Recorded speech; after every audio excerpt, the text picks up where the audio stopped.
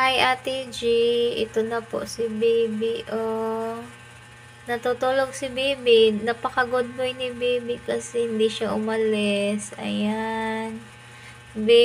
Inantok na daw si Ate B kaya gusto makita ni Ate G and si baby para mawala yung antok niya. Ayan na po si baby Ate. Oh, natutulog po siya pero nakikinig yan. Tingnan mo yung tinga niya. Oh. B! Oy! Alam mo nakikinig yan si baby. B! Agay, ni Gara. Ayan, ni Gara. Agay, ni Gara ang baby. Hinanap ka ni Ate GB, oh. Baby ko. Ay, namatinggang. Ano ah? Good boy yan. Hindi yan umalis. Oh, good boy si baby. Hindi siya umalis. Oh, ayan. Tulog lang siya dito.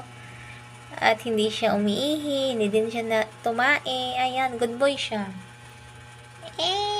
Bye-bye Ate G. Bye-bye po.